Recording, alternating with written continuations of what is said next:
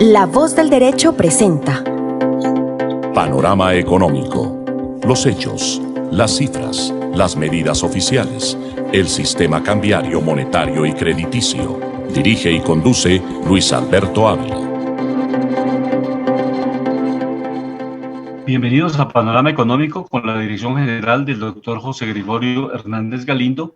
Hoy estaremos acompañándoles Alejandro Velandia, Douglas Cabanzo, Alberto Ávila y en el Control Master el ingeniero sonido Luis Daza. En el campo internacional, en el panorama económico que esta semana nos va a ocupar, tiene que ver con el cierre ya de la COP26, de esta ronda de Naciones Unidas del cambio climático, muy interesante, pero pues hay unos cuestionamientos centrales que tienen que ver con los recursos que los países necesitan para asumir este reto de disminuir la emisión de gases contaminantes y el CO2. Entonces, básicamente, ese es el gran problema que tienen los países en este momento. O atendemos la pandemia, o atendemos el servicio de salud, el sistema de salud y todo lo que los efectos de la pandemia, más desempleo, más crisis económica, y los estados tienen que orientar recursos a la reactivación económica, a atender pues las posibilidades del rebrote, esta cuarta ola que está viviendo ya varios países en el mundo, la Unión Europea, Estados Unidos y Colombia, que ya están incrementándose nuevamente los niveles de contagio. Pues es un gran reto que se presenta. O sea, el ideal de los países y sobre todo los países más ricos en esta cumbre del cambio climático COP26, que hace referencia a esos deseos, a esas propuestas de invertir recursos en la disminución de emisión de gases y de otro lado, invertir también recursos en esta situación que estamos viviendo del cambio climático. Entonces, en el sistema de salud. Ese es digamos, un interrogante que los jóvenes en el mundo, los ambientalistas, le han venido reclamando a los países más poderosos, más desarrollados, que pues ellos no han cumplido realmente desde Kioto, el Acuerdo de París. Ellos no han venido cumpliendo las metas de la disminución de estos gases contaminantes y pues ahora sí le están exigiendo a los países en desarrollo que pues, disminuyan esta emisión de gases. Y pues desde luego, cómo disminuir la pobreza en estos países de América Latina, en los países en desarrollo, si no hemos podido, o por lo menos ya se está limitando la explotación de todo lo que tiene que ver con las energías fósiles y pues el petróleo, el carbón, es un reto muy grande. Entonces, esto pues, va a generar también unos cambios importantes y esta semana pues también registramos el incremento, pero también ha habido algunos cambios en los precios de los commodities que Alejandro nos entregará estas cifras más adelante, todo lo que tiene que ver con el precio del petróleo, el precio del carbón, el oro, en fin, estos productos que son fundamentales, estas materias primas que tienen unas oscilaciones muy importantes en la presente semana. Entonces, me parece bien interesante que par y paso con el análisis que estamos haciendo, de todas las conclusiones, las frustraciones de esta cumbre del cambio climático, también veamos cómo se están comportando los indicadores, porque desde luego la economía norteamericana se está reactivando, pero también hay unas situaciones específicas que tienen que ver con una inflación del 6,2% que está registrando la economía norteamericana, pero que no obedece solamente a uno u otro gobierno, sino que son factores objetivos, hechos económicos mundiales, por ejemplo, la falla en la logística de distribución de materias primas, la escasez de materias primas, todo lo que tiene que ver con el bloqueo que hubo de un barco en el canal del Suez. Estas situaciones del transporte de materia prima de un lugar a otro para el procesamiento ha tenido unos grandes efectos en la economía global. Entonces miremos cómo se comportan estos precios de los commodities a nivel internacional. Bienvenido a Panorama Económico, Alejandro. Muy buena tarde. Muy buenas tardes a todos los oyentes de nuestro programa Panorama Económico, mis estimados colegas Luis Alberto Ávila, nuestro ingeniero de sonido Luis Daza y director José Gregorio Hernández Galindo. Mirando todo lo concerniente al panorama global, haciendo un conjunto de ideas de lo que venía hablando Luis Alberto, hay una cosa muy importante, el tema del desabastecimiento, el tema de la subida de las materias primas. Esto afortunadamente pues para los países como Colombia, que sus finanzas dependen mucho de estos y sus exportaciones. Mirando el tema de materias primas, de las más importantes a nivel mundial, vemos al petróleo en su clasificación WTI hoy cerrando levemente con una caída del menos 0,18%, cerrando en los $81.22. En el caso del crudo Brent, lo vemos hoy cerrando en los $82.58, también cayendo levemente el 0.07%. Se puede ver que estos son prácticamente, pueden ser correcciones del mercado, y esto de cierta forma pues sigue siendo una buena noticia, como hablaba, para los países en desarrollo como Colombia, puesto que sus finanzas públicas dependen mucho de estas exportaciones y también sus ingresos fiscales. Hay algo muy importante también que estamos viendo, que es que sigue la crisis energética a nivel mundial, el tema de la pelea con Rusia, porque Europa, gran parte de Europa quiere obligar a Rusia a que tiene que hacer tránsito de cierta materia prima, que es el gas, por ciertos oleoductos como el Nord Stream, y no que sea la mayoría por el Nord Stream 2, que es el que va precisamente desde Rusia por el mar Báltico y que entra a Alemania, porque Rusia también está cansado de que le estén cobrando mucho por su tránsito, por ejemplo en el caso de Ucrania, y que hubo también casos en el caso de Ucrania donde se le robaban mucho gas precisamente a Rusia por parte de Ucrania. En los casos de corrupción y en los casos de la economía a nivel global, los gobiernos a veces inciden mucho en lo que sucede. ¿Por qué? Recordamos que en las elecciones pasadas a Joe Biden se le estaba investigando porque su hijo tenía negocios con una empresa de materias primas que tenía que ver con el gas ruso. Entonces miramos que hay un discurso contradictorio y que hay intereses que son tapados y no se lo muestran al público. ¿Por qué en este momento se le está haciendo tanta presión a Rusia si es un proveedor fiable para la Unión Europea? Hay que mirar estos asuntos. Recordemos que el 40% del gas, más del 40% del gas que consume la Unión Europea proviene de Rusia. Entonces, eso es un tema importante, porque es que el tema de la economía va muy anclado al tema de direccionamiento político.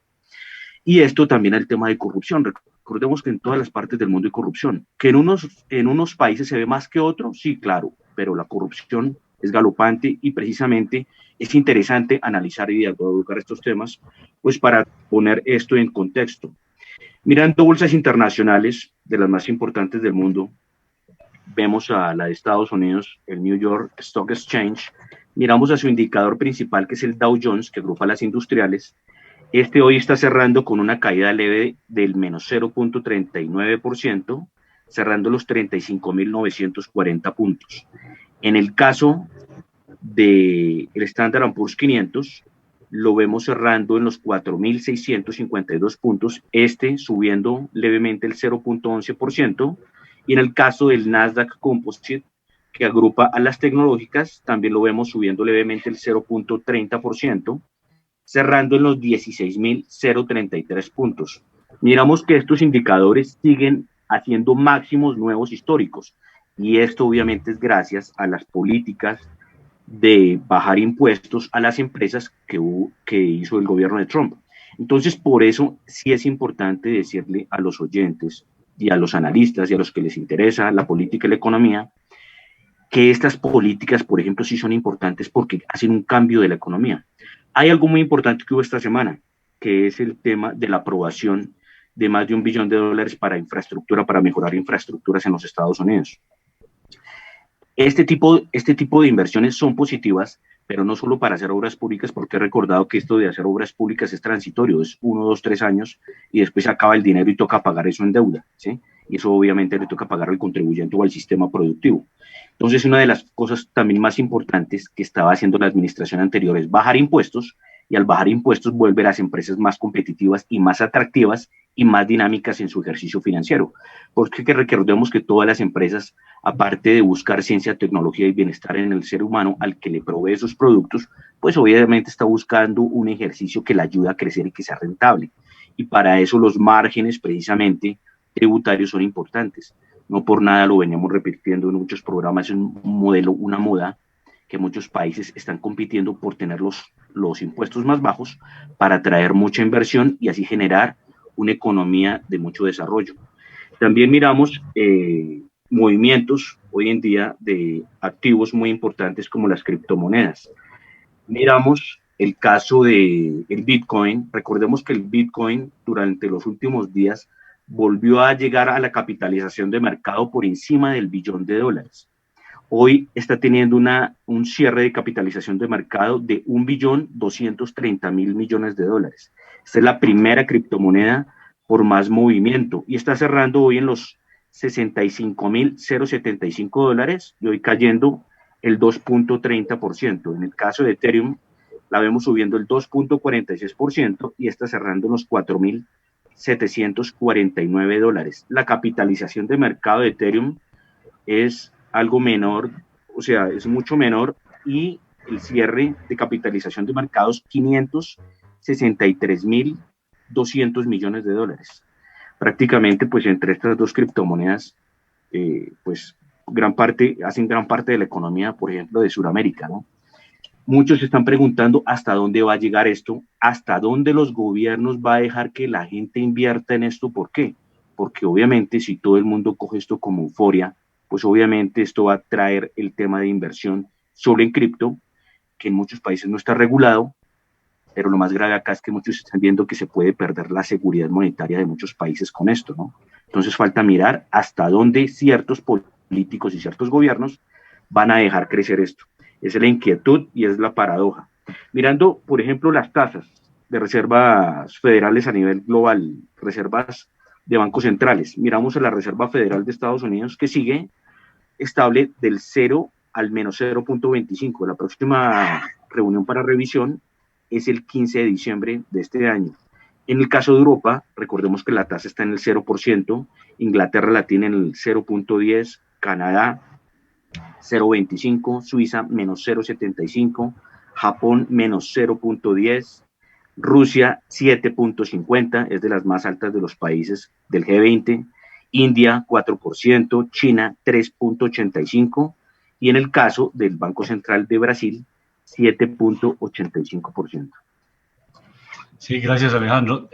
Un análisis también importante que hacemos en Panorama Económico tiene que ver con las decisiones de los bancos centrales en el mundo. Los bancos centrales, especialmente el Banco Central Europeo, Fabio Pianeta ha venido planteando, él es miembro principal de la Junta del Banco Central de Europa, y ha venido planteando que los bancos centrales tendrán que planificar la moneda digital. Y pues realmente este es un avance interesante de los bancos centrales que en su momento, hace unos 5 o 6 años, no tienen en cuenta este proyecto. Y ya como tal, los bancos, tanto el Banco Central Europeo, la Reserva Federal de Estados Unidos, el Banco Central en la China, han venido manifestando sus directivos la necesidad de planificar esta moneda digital, que va a ser pues obviamente una innovación importante en el manejo monetario a nivel global. Y específicamente el país que está avanzando fuertemente, más rápidamente, es China.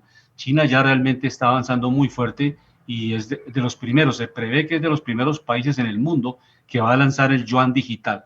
De tal manera que esto cambiará mucho las relaciones, repito, en el campo monetario y en la post-pandemia, porque ya tenemos en cuenta que tendrá que hacerse algunas reformas a Bretton Woods para que pues, los nuevos jugadores en el mundo, hay nuevos países, hay monedas que están buscando también ingresar a esta canasta de monedas más importantes, libra esterlina, el euro, el dólar, el yuan, el yen, para que podamos tener una referencia importante en el manejo y la creación de fondos especiales de reserva que le permitan permanentemente ayudar a los países de desarrollo o por lo menos hacer programas sociales de inversión en cambio climático, en fin, para que los países pequeños que no tienen el suficiente músculo financiero, estos fondos internacionales puedan hacer unos efectos de compensación y no tengamos esa situación de frustración que se ha venido analizando en muchos escenarios en el mundo, en muchos escenarios académicos donde se ha venido planteando que un país que no tiene recursos ni siquiera para pagar la deuda externa, mucho menos tiene recursos suficientes para asumir el cambio climático, para asumir inversiones grandes en los temas de reforestación, en los temas que le está demandando el mundo. Por eso la razón que se ha venido presentando ahora, la ecuación que están presentando en los foros internacionales de cambio climático, específicamente en COP26, la necesidad de la emisión de estos bonos verdes, estos bonos de carbono, que le van a permitir captar recursos a los países que hagan estos, entre comillas, sacrificios, porque son áreas del mundo que van a quedar reservadas, que no pueden ser tocadas desde el punto de vista de explotación minero-energética, y pues obviamente se convierte en una reserva, un pulmón del mundo. Esa es la relación y la ecuación que debe presentarse en los países. ¿Cómo se cambia esta ecuación? Sí, profesor, hay una cosa que quería comentar, algo de lo que usted estaba diciendo, que me parece interesante, que es el desarrollo de las criptomonedas por parte de gobiernos. Pero si los gobiernos no se van a la fuente de hacer precisamente una criptomoneda que esté limitada, prácticamente tiende a pasar lo mismo que ha pasado con la devaluación del dinero. Lo diferente de los criptoactivos que es que como tienen una limitación, eso es lo que les permite seguir incrementando el valor. Falta ver es qué hacen los gobiernos para que sigan permitiendo que la gente siga invirtiendo acá. Perfecto. Sí, ya estamos en comunicación con Adriana Monroy para que nos comente cómo está la situación de la seguridad digital y empecemos a hacer este diálogo compartido de qué objetivos tiene su empresa, cuánto tiempo llevan trabajando en este tema. Bienvenida, Adriana, muy buena tarde. ¿Cómo ha estado? Hola Luis Alberto, buenas tardes para todos. Qué gusto tener la oportunidad de compartir estos temas tan interesantes y sobre todo como tan de moda para todos. De acuerdo. ¿Cuánto tiempo llevan en el mercado su empresa trabajando este tema de la seguridad digital? ¿Y el enfoque es más sector público, sector privado o definitivamente es transversal a los dos sectores? Es completamente transversal. Andes Certificación Digital, Andes Servicios de Certificación Digital es una compañía creada hace más de 13 años. Somos una entidad de certificación abierta, garantes 100% de la validez de identidad de todos los ciudadanos y pues desde ese punto de vista tenemos una responsabilidad muy grande con la nación y es la de lograr disminuir importantes riesgos de fraude por suplantación. Entonces, como lo mencionabas ahorita, a la hora de hablar de identidad y de hablar de identidad digital, hablamos de manera transversal para todo el mundo, empresa pública, empresa privada y sobre todo el ciudadano como tal que está tan involucrado en temas transaccionales, en trámites y en la presentación propia de su información ante diferentes entidades o procesos. ¿Cuáles son los riesgos más fuertes que se presentan en las transacciones, en los movimientos y obviamente los problemas que las empresas cada día pues, denuncian, como suplantación, en fin? ¿Cuáles son los que son más relevantes? Pues, obviamente puede haber muchos y cada vez la innovación de las distintas organizaciones que están al margen de la ley están inventando más procesos para atacar a las empresas. La medida en la que las diferentes compañías implementan sus programas de transformación digital y digitalizan todos sus procesos misionales o transversales, el nivel de riesgo de fraude por suplantación en el entorno digital es más alto. Entonces, los riesgos más comunes están dados en suplantación de identidad para adquirir créditos a nombre de personas o por terceros que no necesariamente corresponden a un servicio financiero solicitado por uno. Adquirir servicios médicos que no corresponden a una afiliación ante una entidad de salud correspondiente. Hacer uso de seguros, por ejemplo, o adquirir certificaciones de estudio o de educación cuando yo jamás he pisado un plantel educativo y digo que soy un exalumno de una universidad. Realmente el fraude por suplantación está enmarcado en absolutamente todos los sectores.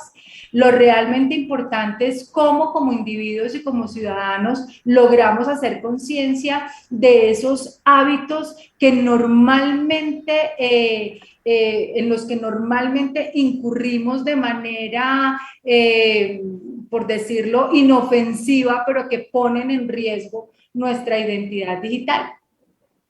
Alejandro, ¿tiene alguna pregunta para nuestra invitada? Sí, Adriana. Buenas tardes, mucho gusto, Alejandro. Hola, Alejandro. Te quería preguntar una cosa. Es que últimamente, hablando del tema de suplantación, hablábamos de que las redes sociales no estaban teniendo un tema de responsabilidad porque se estaba suplantando a mucha gente a través de las redes con otros números, por ejemplo, de celular en WhatsApp o con otros perfiles en Facebook. Entonces entraban y miraban el resto, porque es que ya no roban solo los celulares por robar el aparato y sacar un dinero, sino ya tienen una red de que roban el celular, ¿sí? van y lo venden precisamente a ya gente que es especializada en esto, abren precisamente el relacionamiento de la persona y empiezan a escribirle a todos sus contactos que por favor le consigna esta cuenta urgente, que por cierto tipo de cosas. Ya ha pasado mucha gente que ha caído en esto gravísimo. A mí precisamente me pasó una experiencia muy cercana, no directa, pero sí, obviamente empieza a angustiar toda la relación del sector.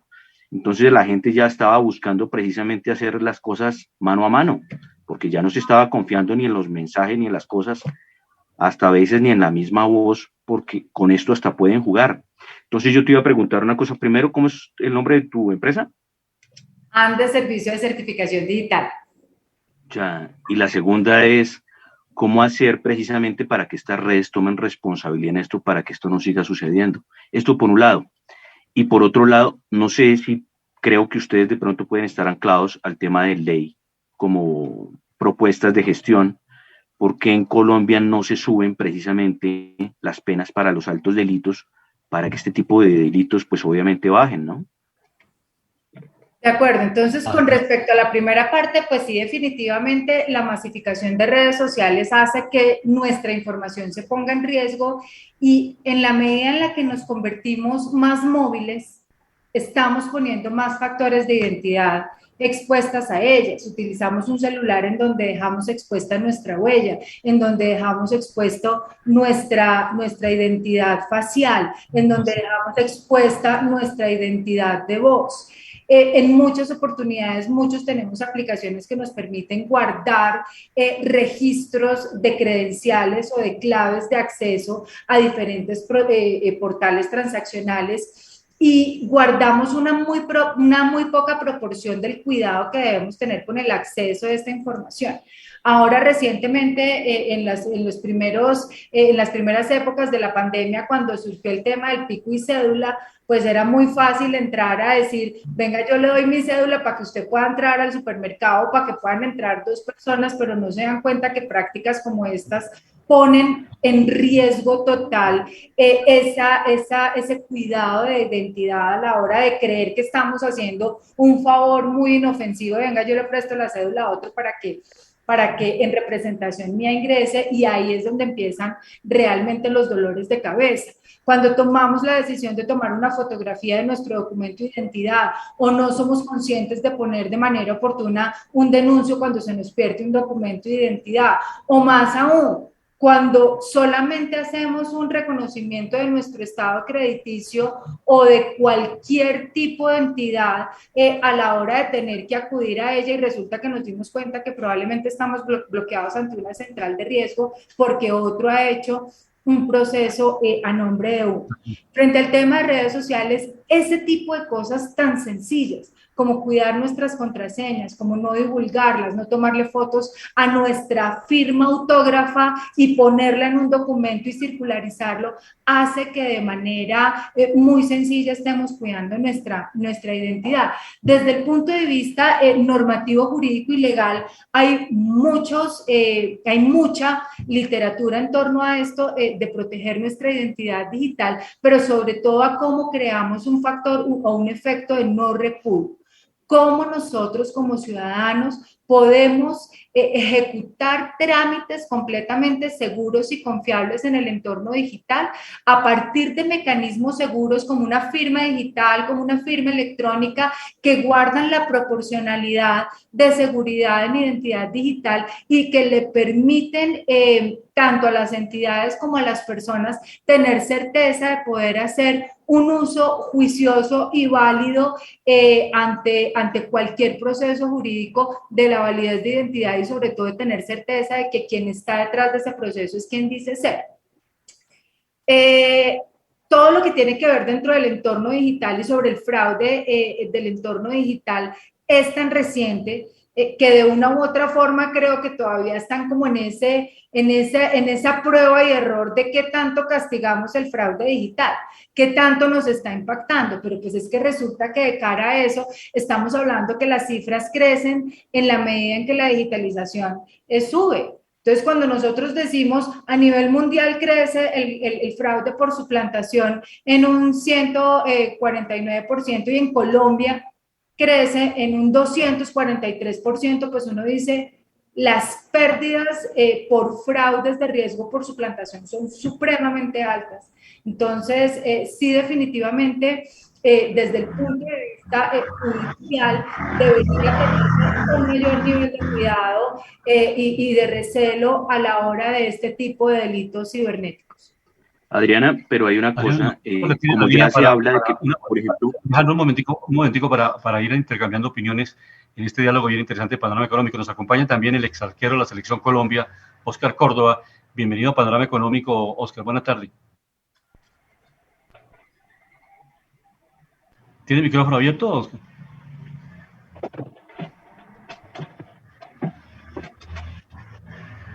Listo, ahí ya está abierto. Lo que pasa es que normalmente cuando dejamos el micrófono abierto y algo pasaba, me metían multa en el programa, así que opto por dejarlo Perfecto. bloqueado.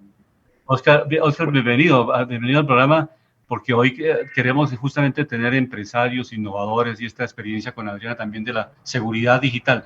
Y con el caso, pues la invitación suya muy importante para su experiencia deportiva, pues es un ejemplo en el país, todos la conocemos, mucha gente la vivió, varias generaciones, y ahora en su mundo de empresario, ¿qué elementos importantes ha retomado de esa disciplina, de eso que implica tener el deporte de alto rendimiento para pasarse a las ligas de alto rendimiento en el campo empresarial? Este programa que es Panorama Económico es bien interesante conocer la experiencia. Cuéntenos de manera pues muy breve al inicio de su intervención. A ver, Luis, primero que todo, muchas gracias por la invitación. Un saludo para Andrew y para Adriana. Pues, ¿qué pasa? Cuando salimos de esa burbuja tan linda que es la del fútbol, nos encontramos con un mundo totalmente distinto al cual nos tenemos que ir adaptando en la medida que vamos interactuando en la parte personal y en la parte empresarial. He optado por buscar nuevos horizontes, nuevos proyectos, y dentro de ese transitar en cada uno de ellos me fui encontrando con lo folclórico que somos nosotros los colombianos y sobre todo nosotros los deportistas. A nosotros nos enseñan a trabajar, más no a protegernos como tal, y a proteger a nuestras empresas y nuestros capitales. Entonces tuve la oportunidad de conocer a Adriana Andes y me he dado cuenta mucho más de todos los riesgos que tiene el ser humano y sobre todo las empresas en este ámbito, la seguridad cibernética. Hoy el teléfono se convirtió en una extensión nuestra, el computador, y permanentemente estamos interactuando e intercambiando documentación. En ocasiones yo te puedo mandar una foto con Adriana, una foto con mi firma original, donde utilizo para cerrar contratos, y de pronto cae una persona inescrupulosa y empieza a rotar esa foto hasta que llega al que sí sabe hacer fraude y utiliza esa firma para hacer aquello que no estamos preparados. Entonces, en este ir y venir, conociendo en cada uno de los sectores, estoy actuando casi en la mayoría de ellos, donde están en este momento golpeando la parte de suplantación, lo que es salud, lo que es transporte, lo que es educación. Entonces me ha permitido ampliar mi conocimiento, prepararme, y como deportista de alto rendimiento, prepararme de la mejor manera para que no me pase. ¿Y en qué sectores ha incursionado? ¿Cuáles son sus modelos de emprendimiento que ha realizado? ¿En el sector industrial, en el sector agropecuario? ¿Qué sectores del desarrollo económico del país ha incursionado, Óscar? Mira, yo soy una persona que me gusta explorar permanentemente. Tengo una clínica de cirugía estética donde tengo la oportunidad de alquilar los quirófanos a diferentes médicos certificados por la Sociedad Colombiana de Cirujanos Plásticos. Tengo la parte de educación donde interactúo con las empresas, a la academia donde llevamos nuestras conferencias, a las universidades y a los diferentes sitios de la industria y diferentes empresas. Interactúo también en el tema de comercialización de combustible. Es otro de los sectores donde tú puedes suplantar a la persona, las guías, falsificarlas y llevar combustible tanto de la zona limítrofe de frontera hacia el interior del país. O sea, tengo que estar muy alerta en cada una de mis acciones como representante legal de las empresas. Alejandro, adelante con las preguntas. Sí, Óscar, pues qué bueno tenerlo acá en el programa.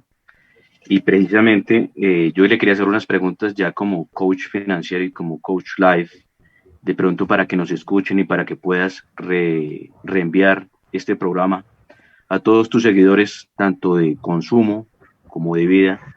Una pregunta muy importante: ¿qué le dirías a los jóvenes para ser resilientes ante las circunstancias en un país donde ha incrementado la pobreza? Esto por un lado. Y también, ¿qué le dirías a los políticos que se vienen nuevas elecciones donde la gente está muy aséptica y escéptica sobre el tema de por quién votar? ¿Por qué desde el punto de vista de la productividad y dentro de tu vida les puedes explicar cuál es de pronto la visión a través de esas experiencias, a través de lo que se quiere, a través de lo que es fácil precisamente para los emprendedores, para los empresarios, que son los que más hay que apoyar y defender en este sistema? A ver, ¿qué mensaje daría? Hombre, yo creo que es el de prepararse más y también el no dejarse convencer de que no se puede. Aquí pasa por el convencimiento y entender hacia dónde te estás proyectando permanentemente. En ocasiones uno sueña con algún tipo de emprendimiento y lo único que recibe es bombardeo de amigos y no tan amigos que lo único que hacen es desanimarte a tomar ese primer paso y buscar dentro del sector financiero el apoyo para poder ir hacia adelante. Va a ser difícil, es normal. Se habla del valle de la muerte, de lo que llaman los empresarios y los bancos, donde no encuentras ese crédito que te permite dar ese espaldarazo de confianza y sacar adelante tus negocios. Entonces, ser muy inteligente, saber con quién te estás reuniendo y cuál es tu producto, entendiendo que todos estamos abiertos a nuevas experiencias. Eso por ese lado. Segundo, tema político. Te soy sincero, escuchar bien, empaparse, no ser apolítico. Yo creo que lo más importante en este caso es entender que toda esa información que nos están dando, saberla recibir de la mejor manera, que no sea solo el bombardeo de información por cada uno de los medios de comunicación, sino sentarse, entender y cada uno de los sectores o los partidos políticos con los cuales se están representando, saber hacia dónde se pueden dirigir esos deseos de nuevos votantes. Porque nos pasó cuando tuvimos la oportunidad de sentarnos a la mesa y decidir por qué persona ir a la mesa de votación, pues nos íbamos única y exclusivamente por lo que tu papá y tu abuelo eran en el pasado. O sea, darle cabeza, recibir información, debatir y poder compartir con la gente para poder tomar una decisión sabia y lo más importante, votar. Porque si damos la oportunidad para que otros decidan, pues no vamos a tener la oportunidad de competir de la mejor manera, entendiendo la posibilidad que tenemos como seres humanos y como país de escoger nuestro futuro, nuestro desarrollo político y nuestro desarrollo socioeconómico. ¿Cuál fue la otra pregunta que me hiciste? Sí, que precisamente como tú eres empresario ya, eres un emprendedor, ¿qué le dirías a los jóvenes para que tengan como ese sentido de resiliencia ante las dificultades de la vida? No sé si nos puedes contar, por ejemplo, cuál ha sido la situación de tu vida que más te ha marcado en dificultad y cómo lograste salir a través de esa situación y sobreponerte a eso. Bueno, la dificultad más grande a la que me tocó enfrentarme, te soy sincero, fue el Mundial del 94. Yo creo que más que esa, yo creo que cualquier persona, no sé cuál hubiese sido la reacción que pudo haber tenido. Haber perdido un amigo, haber tenido de alguna manera pasar en 15 días de ser uno de los jugadores más queridos de la selección Colombia a ser objetivo militar por parte de quién sabe quién, que se le ocurrió hacer algún tipo de amenaza pública sobre los jugadores de la selección y lo que desencadenó en la pérdida de un Andrés. Yo creo que el no perder el norte, la esperanza en un sueño, en un objetivo y entendiendo que todos los días hay que levantarse con la mejor intención para sacar ese sueño adelante. En el sector financiero, hombre, en el sector económico, entender esos partners, esas personas que te ayudan y que te suman, porque hay muchos que se acercan y lo único que hacen es extraerte todo ese conocimiento y en ocasiones lo que eres como imagen, más sin embargo me encontré con una persona maravillosa que es mi socio y ha sabido proteger lo más importante que he tenido durante toda mi vida, que es mi marca personal desde que nací. Todos ustedes, todos nosotros somos una marca, solamente que no entendemos el significado y la importancia de ella, de cómo nos expresamos, de cómo nos vestimos, de cómo caminamos, de cómo nos interactuamos con la gente.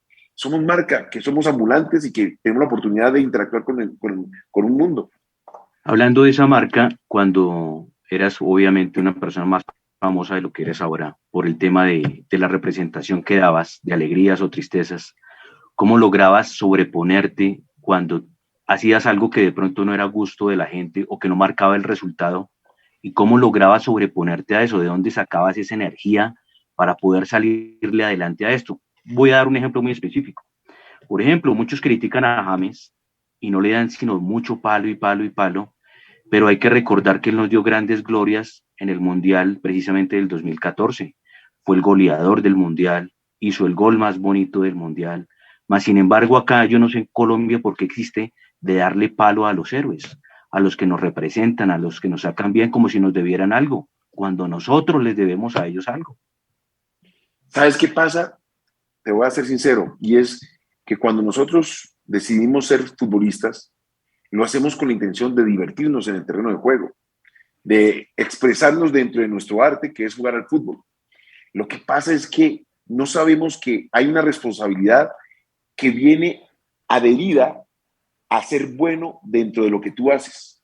Tú como periodista, Adriana como representante de una marca importante hoy día de seguridad, le lleva y de forma directa esa marca, y todos los días tienes que refrendarla.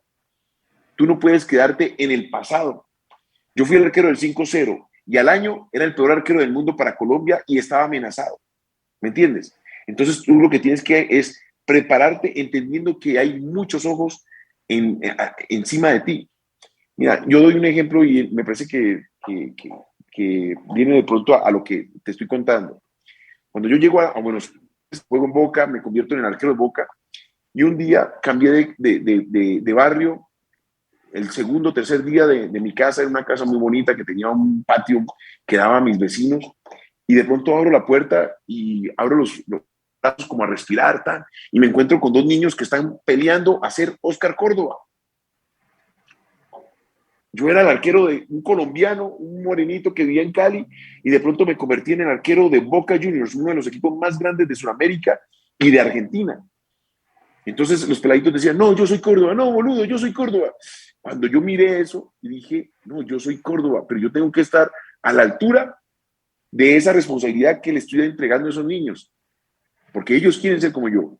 Yo no puedo ser la persona que luego va por la calle borracho, estrellando carros y haciendo las cosas que no deben hacer.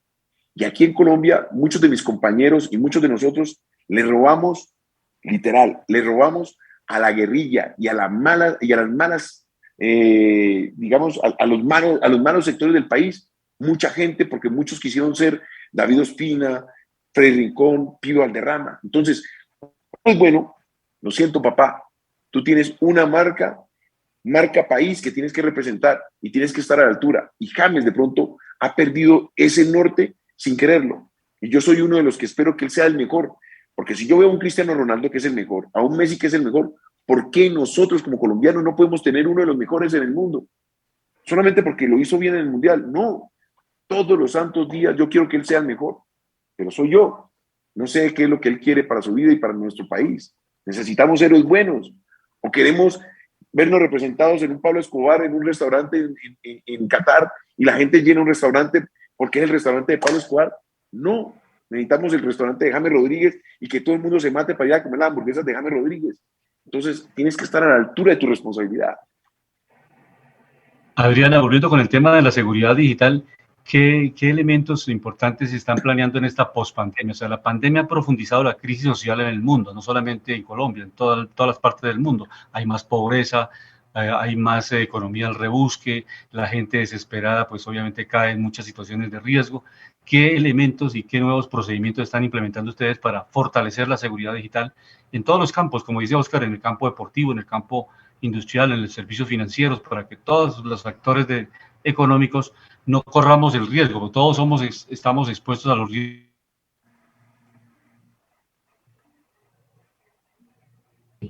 Bueno, creo que cogí la idea de la pregunta. Recientemente, desde Andes, Servicio de Certificación Digital, lanzamos nuestra plataforma de onboarding digital. Andes ID es una plataforma que nos permite mezclar todos los diferentes escenarios de nuestra identidad digital. Entonces, normalmente o venimos acostumbrados a que nuestra identidad está plasmada en el documento de identidad, pero como les decía hace un rato, nuestra identidad está en nuestra huella, en nuestro reconocimiento facial, en nuestra voz, en nuestras claves, en nuestros comportamientos de uso. Entonces, Andes ID es una plataforma que permite interactuar o permite facilitarle a las personas a través de una mejor experiencia esa integración de las diferentes identidades. Entonces, Adriana, perdón, te quería hacer una pregunta rápido. ¿Qué le dirías a los oyentes con el tema de que como su vida ya la tienes dentro de un celular, las cuentas, las claves de muchas cosas, cuando le roban el celular, ¿qué es lo más rápido que deben hacer ellos? O sea, para estar seguros y tranquilos, sí. Inmediatamente denunciar, o sea, creo que es lo más importante. ¿Denunciar ante quién en este caso? Ante los bancos. Ante las entidades de seguridad que correspondan, en este caso, policía, Dijín, porque es que... o sea, hombre, perdón, ¿a qué va dirigida la pregunta? ¿A qué va dirigida la pregunta? Que es que una persona entra en angustia, entra en caos y no sabe primero qué hacer para proteger sus activos, sus relaciones empresariales, sus relaciones de transferencia de activos, bueno, todo ese tipo de cosas. Es precisamente para que la gente, como vamos a replicar este programa, es para que la gente entienda cuál será el procedimiento más rápido, más efectivo. Mira, lo más importante, a ver, tener bloqueado su celular con unos parámetros de seguridad importantes. O sea, cuando a uno le dicen dentro de su celular active un esquema de seguridad como su huella o como su registro facial o como un patrón que solamente usted sepa, eso le dificulta más a los delincuentes poder acceder a su información. Entonces, si usted tiene un celular, protéjalo con cualquiera de este tipo de alternativas que impiden el acceso de terceros a la información. Sin embargo, Adriana, perdón, ahí tú sabes en ese momento cuánto se demoran, por ejemplo, en pasar un celular y abrirlo con claves o no sé cómo lo harán para que puedan mirar todo lo que tiene la persona. ¿Cuánto se demora eso? Minutos. Yo me atrevería a decir que incluso segundos. El esquema de hackeo en este momento es tan grande y tan fácil de acceder. Existen tantas herramientas que permiten acceder a los diferentes sistemas transaccionales que realmente en minutos las personas pueden acceder a la información que uno puede llegar a tener en un celular. Lo realmente importante es qué tan difícil le pongo yo esa tarea al delincuente. Si yo tengo un celular completamente desprotegido, que no le tenga ningún tipo de clave de acceso o de patrón de acceso o de cualquier factor biométrico de acceso, pues va a ser mucho más fácil para él poder entrar a acceder. Proteja, no deje dentro de notas expuestas dentro del celular temas como claves o contraseñas, tanto a plataformas transaccionales como a entidades bancarias. Oye, quería hacerte una última pregunta antes de que se nos quede en el aire, porque es que hoy en día hay mucha gente que está invirtiendo en criptoactivos. Resulta que muchas, no sé si sabes algo del tema, muchas de estas billeteras en la web las han robado, les han hackeado muchas personas y les han quitado fortunas, o sea, se han robado millones de dólares y muchos hablan de billeteras frías. Hablando de billeteras calientes que son la web y las billeteras frías, ¿qué es lo mejor y lo más recomendable que se viene en este tipo de tendencias? ¿Qué tiene que tener la gente en cuenta? ¿Cómo sería el mejor modo de operar estas cosas? Las plataformas de criptomonedas que están sobre una base tecnológica de blockchain siempre buscan un estándar de seguridad muy alto. Ese riesgo de pérdida está muy orientado hacia entrar a diferentes plataformas o de billeteras virtuales que no están catalogadas dentro de las reconocidas. Entonces, hay que tener mucho cuidado en qué momento se abre una billetera virtual, cómo se abre una billetera virtual, cómo logramos garantizar que existan contratos inteligentes en medio de una plataforma digital que permita esa transaccionalidad clara y transparente a la hora de hacer transacciones con criptomonedas.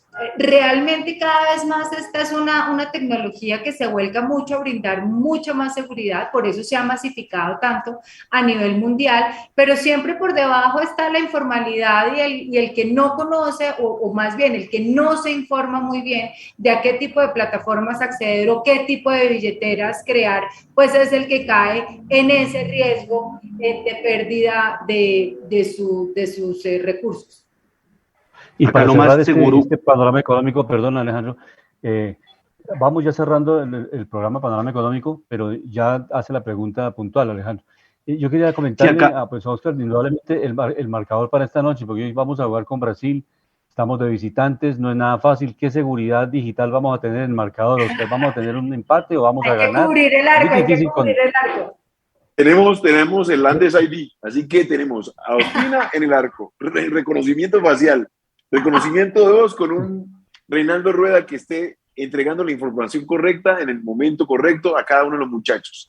Geoposicionalmente, tiene que estar en Brasil y tienen que sacarla adelante. Yo creo que son todos los elementos que hoy día, como estamos hablando de Andes, los tenemos que direccionar. Colombia hoy tiene que ser el equipo más seguro, que cada uno de esos ítems que hoy hablamos, exacto, muy concentrado, porque lamentablemente hoy vamos a encontrar una defensa totalmente nueva. No sabemos con qué nos vamos a encontrar. Sí, si juega Lucumí, si juega Tecillo, si juega Muñoz. Hoy cada uno tiene que ser ese jugador experto que tiene que representarnos de forma correcta en el terreno de juego.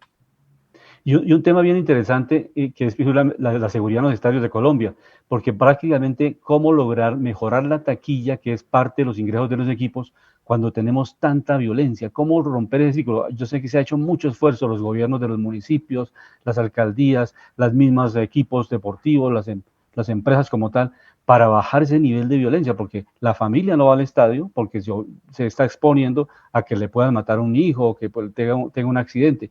¿Cómo lograr esa cultura para llegar al evento deportivo, que se masifique, que suba la tarifa, la taquilla, los equipos se lo están beneficiando y es un círculo virtuoso porque tiene más taquilla, va más gente al estadio y obviamente atrae más medios de comunicación para tener mucha más publicidad? Entonces sería un círculo virtuoso. Estamos en una etapa decadente, la pandemia nos cerró los estadios y también la violencia las está cerrando. ¿Cómo lograr que saquemos los equipos de esa estándar rojo? O sea, en este momento la mayoría de equipos están en quiebra, o sea, no tienen recursos suficientes para pagar las nóminas, en fin.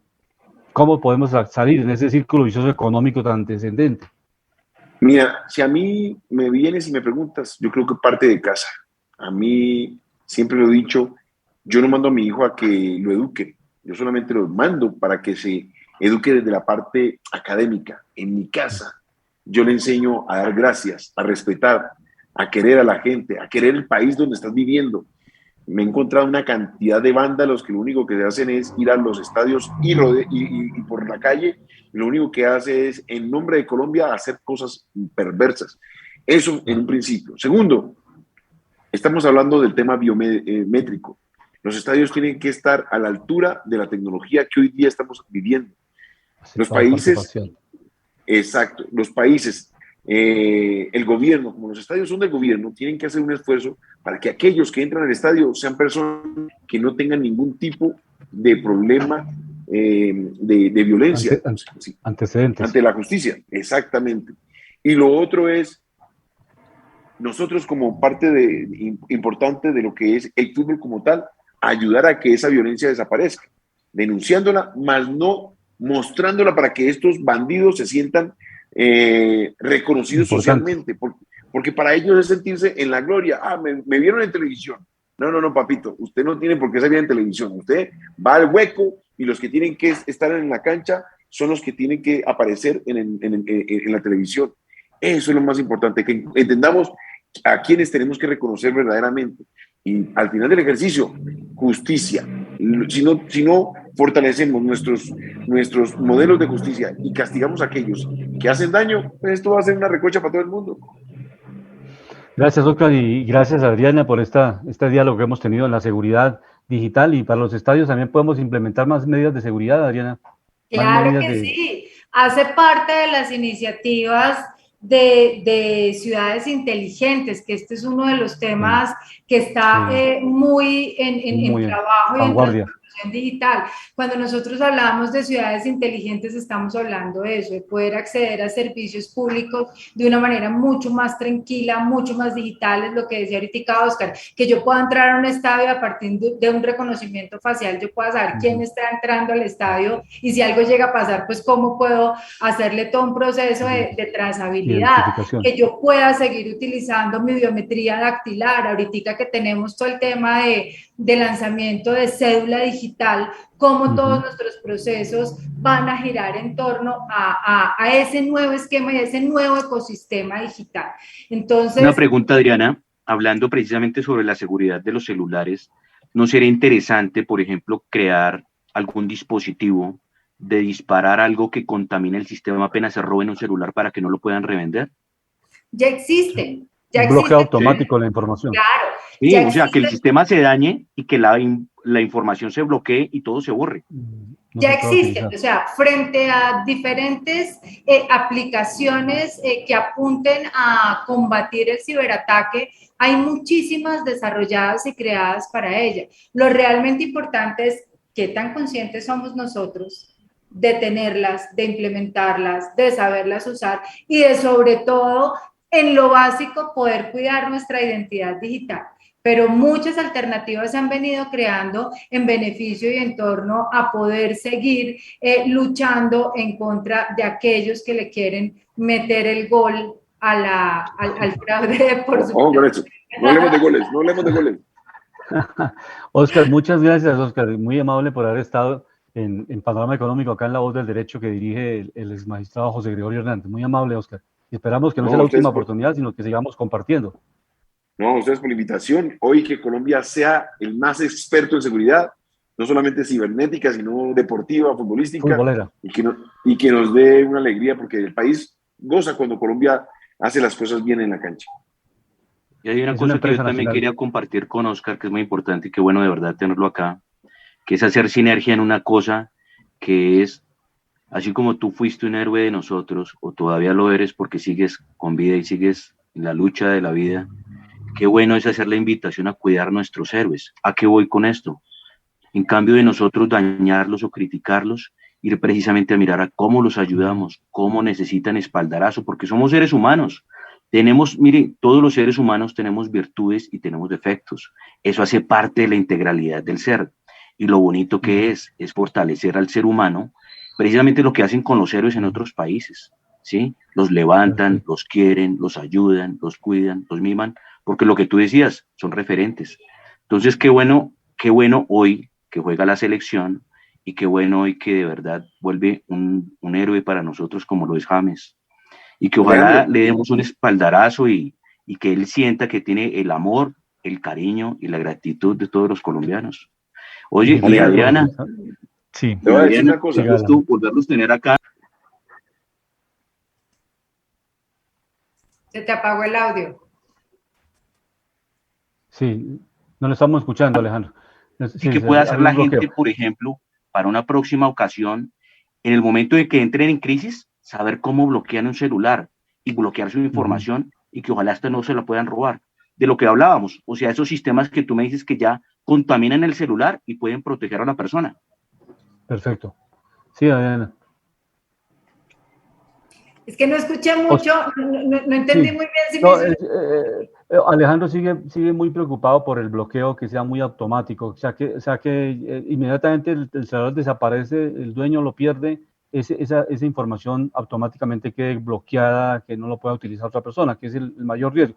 Finalmente el aparato se comprará nuevamente, se reemplazará por otro, pero la información... Y hablo del sistema que tú nos decías, que ya existe, ese sistema que paraliza el celular para que la información no la pueda usar un tercero y para que ese celular no se pudiera revender, que eso será lo ideal, se acaba el negocio.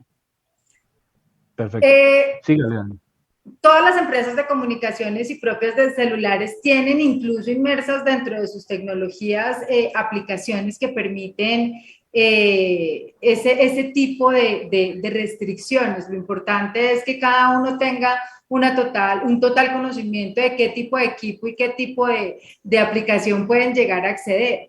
Desde el punto de vista de seguridad y de identidad digital, lo que yo les digo es, independientemente de si tienen o no tienen la plataforma o si tienen o no la aplicación que les permita apagar o asegurar o disminuir que le accedan a la información, pues no guarde de manera abierta esa información en su celular, no ponga contraseñas en ella, no ponga su documento de identidad como una imagen de su celular, no tenga su firma autógrafa como una imagen de su celular. Entonces, siempre va a llegar a haber la oportunidad de que alguien le encuentre la comba al palo, como digo yo, a poder entrar a abrirlo a pesar de la aplicación, a pesar de que se bloquee, se elimine o lo que sea.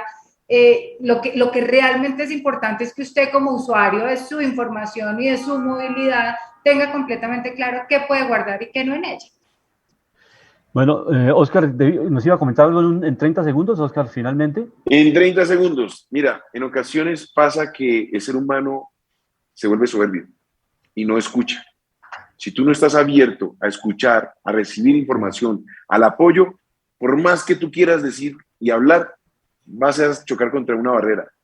Si tú estás abierto, bajas un poquito ese ego y escuchas al entorno que te está diciendo, te estás equivocando. No solamente el que te dice, usted es un berraco, papá, esos manes están locos, usted es un berraco. Si sigues contaminado por esa parte, los demás, todos los que queremos hacer sinergia, vamos a rebotar. Créeme, Alejandro.